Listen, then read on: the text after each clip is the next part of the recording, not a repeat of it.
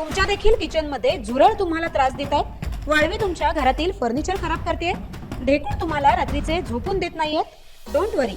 तुमच्या घराभोवताली healthy environment ठेवण्यासाठी A1 star pest control expert तुमची मदत करेल. आजच इन्स्पेक्शन किंवा सजेशन साठी आम्हाला कॉल करा. A1 star pest control services. नमस्कार, मी प्रणाली भोसले. माझे कोकणच्या बातमीपत्रात आपल्या सर्वांचं मनपूर्वक स्वागत करते. बातमीपत्राला सुरुवात करण्याआधी पाहूयात हेडलाईन्स. भारतीय जवान किसान पार्टीचा महाविकास आघाडीचे संजय कदम यांना पाठिंबा. लक्ष्मण महाडिक यांनी जाहीर केला पाठिंबा. संजय कदम यांना विजयी करण्याचा केला निर्धार. अविनाश लाड यांची 6 वर्षांसाठी पक्षातून हकालपट्टी. प्रांताध्यक्ष नाना पटोले यांनी केली कारवाई.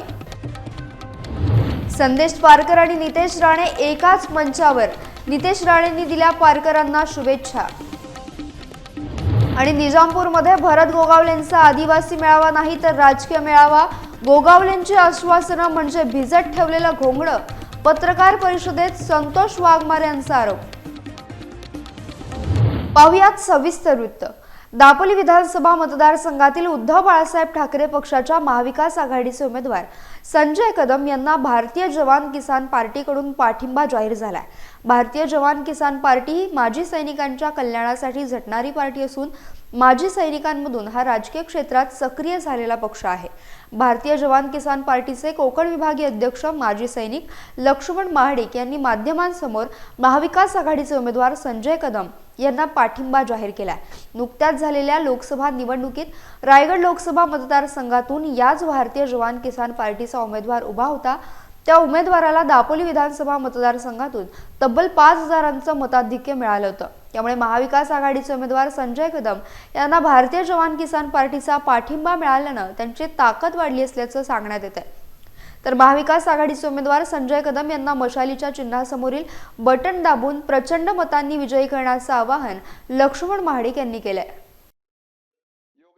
मी कोकण विभागीय अध्यक्ष भारतीय जवान किसान पार्टीच्या वतीने दापोली मतदारसंघामधील संजयराव कदम जे निवडणूक रिंगणामध्ये उमेदवार म्हणून उभे राहिलेले आहेत, भारतीय जवान किसान पार्टीतर्फे मी संजयराव कदम यांना माझ्या भारतीय जवान किसान पार्टीतर्फे माझं परिपूर्ण बहुमत आणि पाठिंबा देत आहे असे मी माझ्या पक्षाच्या वतीने जाहीर करत आहे. 20 तारखेला जे मतदान होणार आहे त्या मतदारसंघामध्ये संजयराव कदम या मतदारसंघामध्ये सर्व जनतेला माझी नम्र विनंती आहे, 20 तारखेला मशाल चिन्हावरती बटन दाबून लोकप्रिय उमेदवार संजयराव कदम एवढा बहुमताने विजय करा आणि बहुमताने मशाल चिन्हावरती बटन दाबून त्यांना विजय करा हीच माझी नम्र विनंती.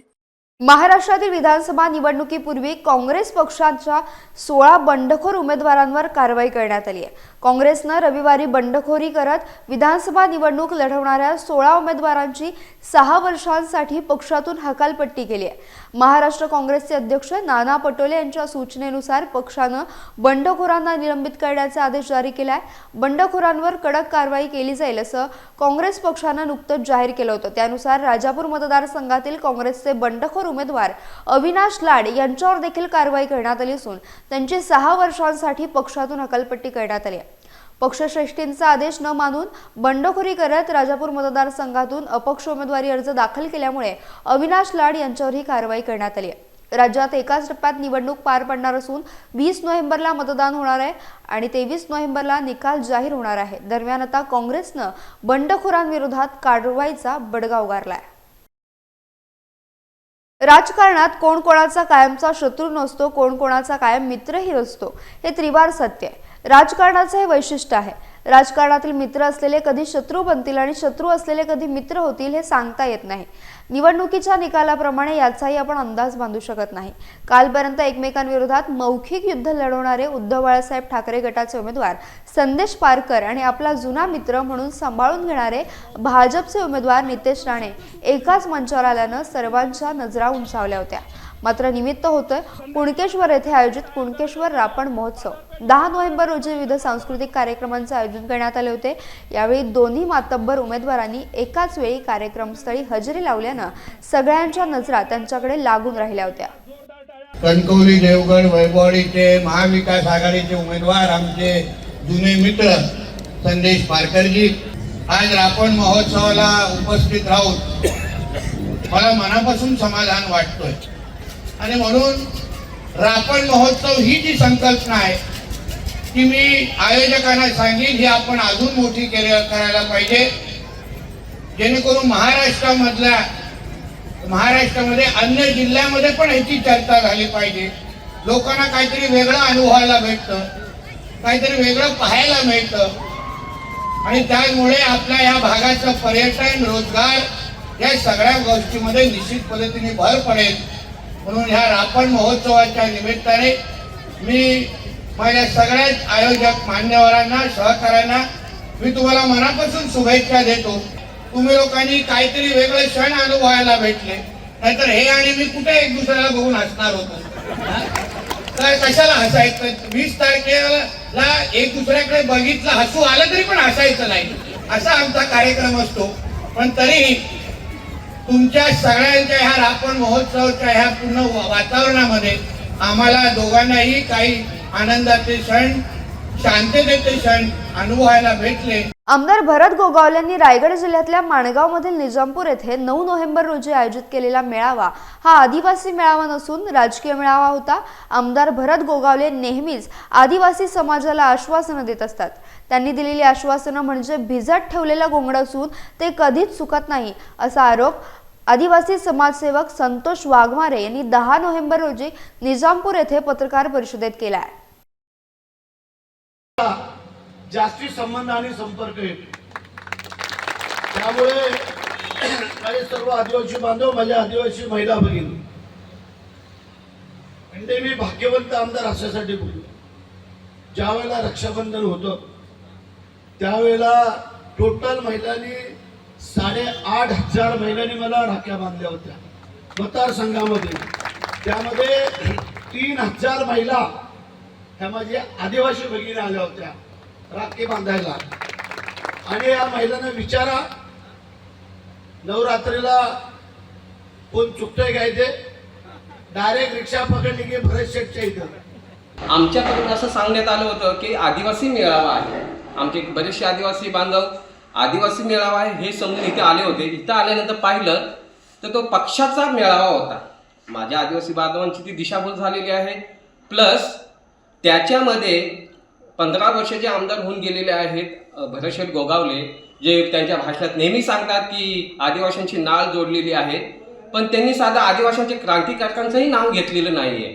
जसे आमचे राघोजी भांगरे, तंट्या भील, बिरसा मुंडा, नाग्या माबा हे आमचे आदिवासी क्रांतिकारकांचे त्यांनी मला तर वाटतं त्यांनी जाणून बुजून, कारण आमच्याबद्दल खूप माहिती असतानाही त्यांनी ते नाव घेतलेलं नाही। आणि अशांना मी सांगू इच्छितो की आमचं जे मतदान असेल ते पारखून योग्य उमेदवाराला आमचं मतदान असेल, असं आमची दिशाभूल झालेल्या आमदाराला मुळीच मतदान आमचं नसणार आहे। आता त्यांना तेवढ्यावरती नाही थांबलो, आमच्या सरपंचांच्या माध्यमातून आम्ही त्यांना घरकुलं पण मंजूर करून दिली। किती झाली रे? पहिल्या टप्प्यात 10 त्यांची घरकुलं आम्ही टप्प्याटप्प्यात 52 टोटल 52 घरकुलं या नवीन वसाहतीमध्ये आता आम्ही मंजूर करून दिलेली आहेत। लाईटची पोल, बोरवेल मारून दिली त्यांना आपण। जे आम्हाला प्रमाणे मानतात त्याला आम्ही कधीही काही कमी पडू देणार नाही, आम्हाला तुम्हाला शब्द। माझे मिसेस झुंपी सदस्य असताना कमीत कमी 350 शबरी महामंडळाची घरकुलं घेतलेली आहेत आणि ते प्रस्ताव, त्यांचा पाठपुरावा हा मी पर्सनल लेवलला माझ्या मित्रांनी करून घेतलेला आहे आणि ती पोच पण झालेली आहे। काही ठिकाणी घरही बांधण्याचं काम सुरू आहे आणि काही प्रलंबित आहेत। तत्पूर्वी काल आमदार साहेबांनी इथे आदिवासी समाज हॉलचा एक मुद्दा उपस्थित केलेला होता की आम्ही ते तुम्हाला देऊ। आमदार साहेब 15 वर्ष झाले ते आम्हाला देतच आहे। ते भिजत ठेवलेलं घोंगडं आहे ते कधी सुकतच नाही आहे आणि गेल्या वेळेलाही त्यांनी त्याची आश्वासन दिलेलं। आणि आत्ताच का आदिवासी मेळावा घेऊन तुम्ही ते आताच प्रश्न का आमच्यासमोर मांडला की आम्ही हे देणार आहोत, जे कधी तुम्ही देतच नाही। गेल्या 2 दिवसांमध्ये अलिबाग मतदारसंघातील सणेरा आणि मुरुड शहरांमध्ये महेंद्र दळवी यांची रेकॉर्ड ब्रेक सभा संपन्न झाली आहे। विशेष म्हणजे या सभेला राष्ट्रवादी काँग्रेस पक्षाचे प्रदेशाध्यक्ष खासदार सुनील तटकरे, मुश्ताकभाई अंतुले तसेच भारतीय जनता पक्षाचे ॲडव्होकेट महेश मोहिते हे देखील उपस्थित होते। यावेळी या सभेला हजारोंच्या संख्येने जनसमुदाय उपस्थित होता। खासदार सुनील तटकरे यांनी महायुतीने केलेल्या कामाचा आलेख मांडला, तर आमदार महेंद्र दळवी यांनी आतापर्यंत मुरुड, अलिबाग, रोहा या अलिबाग मतदारसंघामध्ये केलेल्या कामांचा 1000 कोटी रुपयांचा आलेख वाचून दाखवला। की ज्याला लाडकी बहीण योजना आणि ज्याला विरोधकांनी टीका टिप्पणी केली, आज मला आम्हाला महाविकास आघाडीच्या नेत्यानं त्यांनी त्यावेळेला टीका टिप्पणी केली की ही योजना फलितच होणार नाही आणि ही योजना ज्या दिवशी होईल त्याला महाराष्ट्र आर्थिक डबघाईचे। भाई मला सीमांच्या जनतेने 2009 सालामध्ये निर्वाचित केलं, त्याला या राज्याचा 50वा अर्थसंकल्प मांडला। माझ्या नशिबी लिहिलं होतं की राज्याचा अर्थसंकल्प मी 50वा मांडावा। त्याच वेळेला मुरुडच्या अंजुमन इस्लामी संस्था 100 वर्षांपूर्वी स्थापन झाले, त्याला 50 लाख रुपये देण्याचं भाग्य मला मिळालं की 14-15 वर्षापूर्वी त्याने जी उमेदवारी केली आहे तिलाही करण्यामध्ये हे तेव्हा सत्य आहे। कारण आज त्यांनी तुमचं काय केलं नाही आहे आणि ज्याने आयुष्यभर लोकांची घरं तोडली, संस्था उद्ध्वस्त केले, अनेकांना रस्त्यावरून सोडले, याची देवी याची बघा त्यांचं घर कुठे आपला बघायला मिळेल हे परमेश्वरचे देण असं मी निश्चित सांगेल। ते केवळ ते उद्भवत आपला नसून नाही, पण शेतकरी मुलं आणि म्हणून लढाई माझ्याशी आहे। आणि म्हणून मोदी साहेबांनी मला सांगितलं एक दादा अण्णा आपल्या बॅटरी घेऊन स्वतः मतदार पुढे असं होत नाही आहे। त्या शेवटी कर्तृत्व सिद्ध करण्यासाठी लोकांमध्ये जाऊन ते करावं लागतो। अचानक झोपेत जाऊन दिवाळ स्वप्न बघायची आणि मी झालो पंतप्रधान असं कधी होत नाही आहे। आपल्याला सगळ्यांना माहिती आहे आज माझ्यावर तटकरे साहेब आहेत, राजकीय गेमर आहे, कधीही गेम करू शकतात, त्यामुळे कुठेही चिंता करायचं कारण नाही आहे आणि मी बिनधास्त आहे। आणि म्हणून 20 तारखेच्या होऊ झालेल्या मतदान दिवशी आपण सगळ्यांनीच जसं प्रेम माझ्यावरती 2019 ला केलं त्याच्यापेक्षा दुप्पटीने किंवा तिप्पटीने खरं आपल्या सगळ्या मित्र परिवारांना, नातेवाईकांना जे आपल्या जगत दाखवून दिली। 2 नंबर माझं नाव आहे, त्याच्यासमोर धनुष्यबाणी सगळ्यांच्या मनात आहे, त्याच्या समोर जर बटन दाबून मला खूप मोठ्या प्रकारे निवडून द्या आणि आपली सेवा करण्याची संधी द्या। श्रीवर्धन मतदारसंघातील अपक्ष उमेदवार अलिबागचे माजी आमदार मधुकर ठाकूर यांचे पुत्र राजा ठाकूर यांनी रोह्याचे ग्रामदैवत श्री धावीर महाराज यांच्या चरणी नतमस्तक होऊन दर्शन घेतलंय। रोह्यात आपल्या प्रचाराचा नारळ फोडला। यावेळी त्यांच्यासोबत असंख्य कार्यकर्ते उपस्थित होते। यावेळी माझा विजय हा निश्चित आहे असा विश्वास राजा ठाकूर यांनी व्यक्त केला। अनेक कार्यकर्त्यांना भेटून त्यांनी संवाद साधला आणि लोकांना भेटून येत्या 20 नोव्हेंबरला एन्व्हलप या चिन्हासमोरील बटन दाबून मत देण्याचं आवाहन केलंय। यावेळी काँग्रेस तालुका अध्यक्ष सुनील देशमुख यांसह असंख्य कार्यकर्ते उपस्थित होते।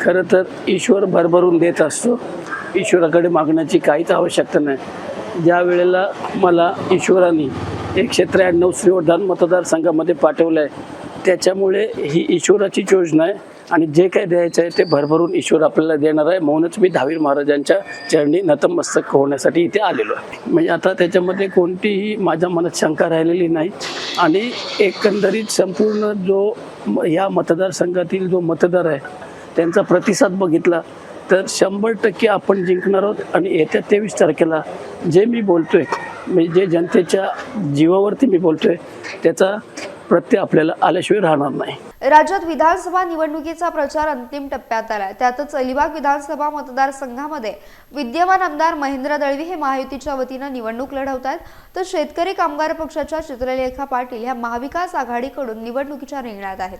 मात्र या ठिकाणी होणारी तिरंगी लढत ही चर्चेत आणणारे भाजपचे जिल्हा उपाध्यक्ष असलेले दिलीप उर्फ छोटमशेठ भोईर हे अपक्ष अर्ज सादर करून निवडणुकीच्या रिंगणात उतरले।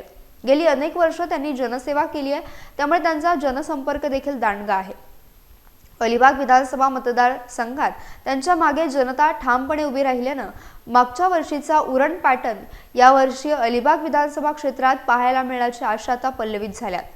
रविवारी छोटमशेठ यांनी अलिबाग विधानसभेचे माजी आमदार स्वर्गीय मधुकर ठाकूर यांच्या घरी जाऊन त्यांच्या प्रतिमेला नमन करून आशीर्वाद घेतले।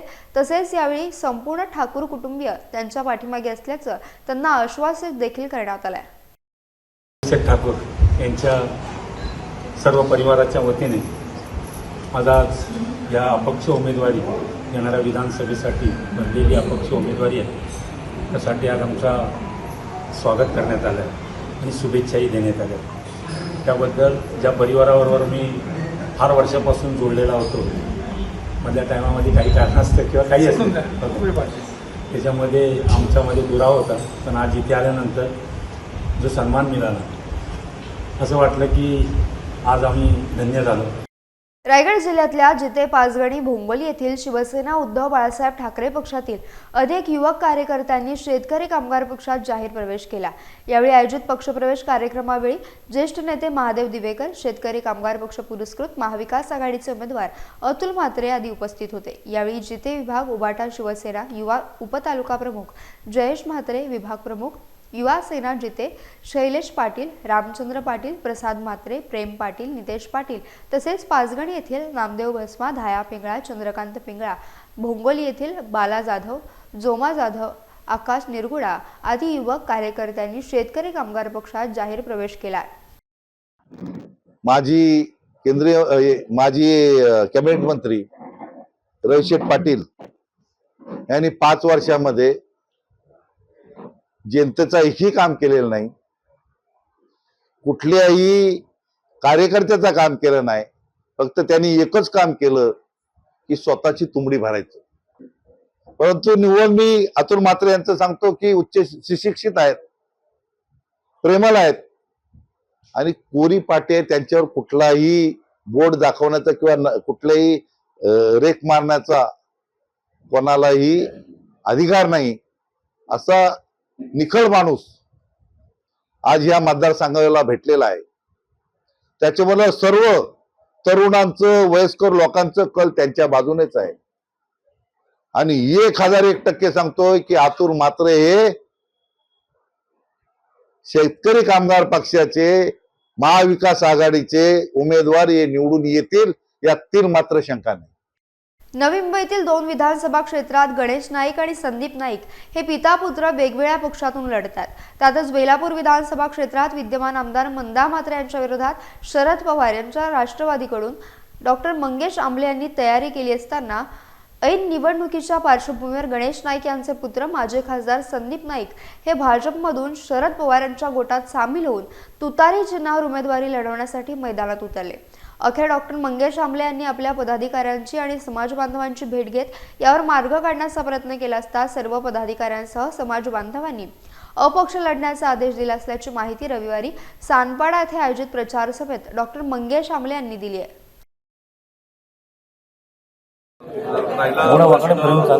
मराठा समाजाचा देशस्थ मराठाच्याच ठिकाणी हा कार्यक्रम आयोजित केल्यामुळे आणि गेल्या अनेक वर्ष देशस्थ मराठामध्ये मला वाटतं 20 एक वर्ष मी परीक्षेत मी त्यांच्या सगळ्यांसोबत काम करतोय.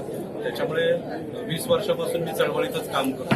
दुसरी राहिली प्रश्न, मी जात, धर्म, भाषा, प्रांत या बाबींना मानत नसल्यामुळे मला फक्त मराठा किंवा असं स्पेसिफिक न जाता मुस्लिम समाजाचा मोठ्या प्रमाणात प्रतिसाद मिळतोय, बौद्ध समाजाचा मिळतोय, उत्तर भारतीयांचा मिळतोय. कालच सिंधी समाजाचं शिष्टमंडळ मला येऊन भेटून गेलं, गुजराती समाजाचं शिष्टमंडळ राजू शेठ त्या दिवशी आपल्याकडे आलं होतं. अशी वेगवेगळ्या शिष्टमंडळं मला येऊन भेटून जातात, कारण त्यांना एक उच्च शिक्षित चेहरा पाहिजे, उद्यमी चेहरा पाहिजे, स्वच्छ प्रतिमेचा माणूस पाहिजे. त्याच्यामुळे मला मोठ्या प्रमाणामध्ये या बेलापूर मतदारसंघातून नव्हे तर नवी मुंबईतून प्रतिसाद मिळेल.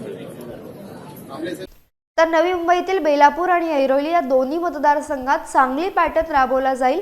दोन्ही मतदारसंघात अपक्ष उमेदवार विजयी होतील असा विश्वास शिवसेना शिंदे गटाचे बंडखोर अपक्ष उमेदवार विजय नाहटा यांनी व्यक्त केलाय. नाहटा यांनी आपला जाहीरनामा प्रसिद्ध केला. यावेळी नवी मुंबईच्या सर्वांगीण विकासासाठी काम करण्याची संधी देण्याचं आवाहन देखील त्यांनी मतदारांना केलंय. या जाहीरनाम्यामध्ये जे अनेक मुद्दे आहेत त्यातले प्रमुख मुद्दे आहेत. या शहरामध्ये पार्किंगचा प्रॉब्लेम ऑलरेडी आहे. एअरपोर्ट आल्यानंतर अतिशय मोठा प्रॉब्लेम तो होणार आहे. त्याच्यावर इलाज काढणं, मल्टी स्टोरीड अंडरग्राउंड पार्किंग करणं हा एक भाग आहे. या शहरातली जी मुलं परदेशात शिकायला जातात त्यांना एकाच ठिकाणी महापालिकेने सेंटर उघडून जगामध्ये कुठल्या कुठल्या चांगल्या युनिव्हर्सिटीत किती फी आहे, कधी अकॅडमिक इयर सुरू होतं याची माहिती देणं, या शहरामध्ये वेगवेगळ्या सेक्टरमध्ये किंवा नोडमध्ये नाट्यगृह चालू करणं त्याची गरज आहे. सेंट्रल लायब्ररीची गरज आहे. या शहरामध्ये फ्लेमिंगो मोठ्या प्रमाणावर येतात. आपल्या शहराचं ते एक वैशिष्ट्य आहे. त्याच्यासाठी योग्य इन्फ्रास्ट्रक्चर तयार करून इथं पर्यटनाचा विकास करणं तो एक भाग त्याच्यामध्ये आहे.